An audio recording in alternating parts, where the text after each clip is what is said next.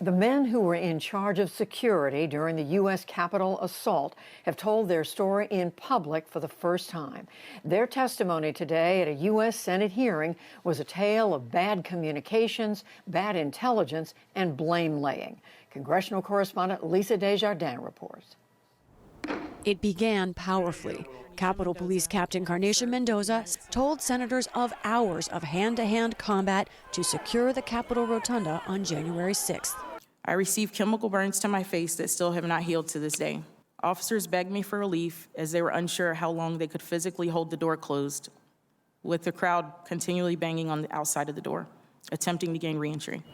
This in a Capitol complex now surrounded by razor wire, where on January 6th, a complete breakdown of security left 5 killed, another 2 deaths by suicide, and some 140 people injured. Senators heard from the top security officials during the attack. Former House Sergeant-at-Arms Paul Irving pointed to an intelligence failure. Based on the intelligence, we all believed that the plan met the threat and that we were prepared. We now know that we had the wrong plan. As did former Capitol Police Chief Stephen Sund. We properly planned for a mass demonstration with possible violence. What we got was a military-style coordinated assault on my officers and a violent takeover of the Capitol building. But Sund also indicated other internal problems. I acknowledge that under the pressure of an unprecedented attack, a number of systems broke down. And above it all, the question of why the National Guard was not deployed sooner. D.C. Metropolitan Police Chief Robert Conti. His forces were ready, but waiting to be invited to respond to the riot. I was surprised at the reluctance to immediately send the National Guard to the Capitol grounds. In the meantime, by 2:30 p.m., the district had requested additional officers from as far away as New Jersey. Everett Sesker is a security consultant who directed the State Police Training Commission in Maryland. In video of the chaos, he sees training and leadership issues. I saw a lot of good officers trying to do their best. But on the other hand, I saw a lot of confusion. I saw a lot of officers with no real direction. Some also raise a failure of structure, that the lack of barriers, the breakable glass, and the building itself were as great a problem. When was the last time something like this happened at the Capitol? Not in my lifetime, not in your lifetime. 1812, I think. So War of 1812. So now we're dealing with complacency. We have to battle that. Back at the hearing, did we have a failure to communicate here? News of major internal issues. Then Police Chief Sund says he raised the idea of calling in the National Guard 2 days before the attack. I met with Mr. Irving in his office. That's where I made the first request for the National Guard. He had indicated, I don't know if I really like the optics. Capitol Police cannot request the National Guard. They answer to a board dominated by the sergeants at arms. And they didn't think the Guard was necessary. Irving says that was based on intelligence, not optics. Then on the day of the attack, those wires crossed again. Sund says delaying another National Guard request at a critical hour. Mr. Sund, do you know when you asked for National Guard assistance? Was it 1:09 or was it 2 p.m.? It was 1:09, sir. 1:09. And who did you ask for assistance at 1:09? It was from Mr. Irving, I believe. No, I did not get a request at 1:09 that I can remember. Georgia Senator Jon Ossoff summed up the issue. The Capitol Police Board, so there is no individual who has personal responsibility for the security of the U.S. Capitol complex. That's the way I interpret it, yes. Another failure. An FBI intelligence report the night before the attack clearly warned that Trump supporters were, quote, ready for war.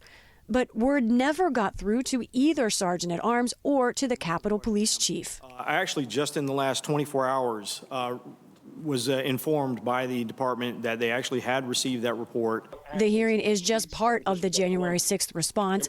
Capitol Police are investigating some of its officers. Speaker Nancy Pelosi is calling for a 9/11-style commission, and she has launched a security review by retired Army General Russell Honore.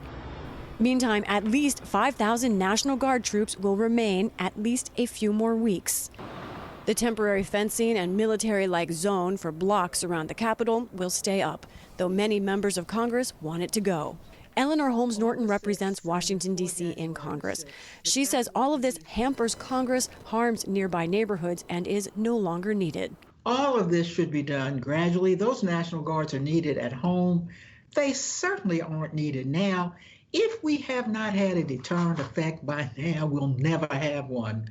And I think that deterrent effect has set in. But others want it to stay. In a statement, Acting Capitol Police Chief Yogananda Pittman called for the fencing to become permanent. This was planned. We now know this was a planned insurrection. The hearing is a first step in a potentially long look at the tangled security failures at the Capitol. Next week, lawmakers will talk with officials from the FBI and the Pentagon. For the PBS NewsHour, I'm Lisa Desjardins. And for more on today's hearing, our Yamiche Alcindor joins me now from the White House, which is where you were on the day of the Capitol attack. Yamiche, there were other flashpoints at the hearing. You were following it closely. Tell us what else you heard today. That's right. This was a striking hearing on Capitol Hill where lawmakers as well as law enforcement officials were going into detail and at times reliving that siege on the Capitol, talking about the lies as well as the failures that led to that attack. There was this big consensus, it seemed, among lawmakers that things need to get better, that this needs to be prevented. But there were also fireworks, and those fireworks centered on 3 Republican senators, in particular Josh Hawley of Missouri, Ted Cruz of Texas, as well as Ron Johnson of Wisconsin. For Ted Cruz and Josh Hawley in particular, those lawmakers, those senators are facing a lot of backlash because even after the attack, they voted against certifying the results of the election. And there were some who really saw it as ironic and at times even wrong that they were able to then question law enforcement officials about what they could have done differently, when there are a lot of people who think those 2 senators should have done things differently. Democrats, of course, see that they're part of this big lie that they talk about. What that is, of course, being that saying that the election was stolen from President Trump, which it was not. Josh Hawley, in particular, also used his time questioning law enforcement officials to criticize Lieutenant General Russell Honore. Now, he is a retired general who House Speaker Nancy Pelosi has tapped to do a review of the attack.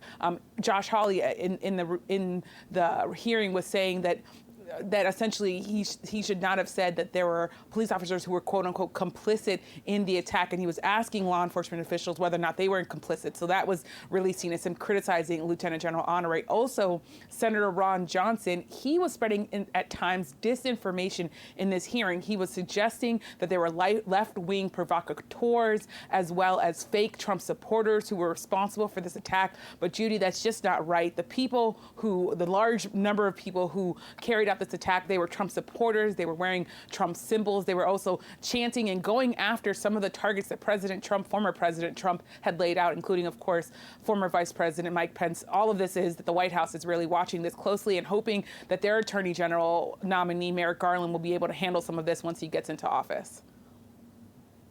Well, we know the investigation into all of this is going to continue. Yamiche Alcindor at the White House, thank you.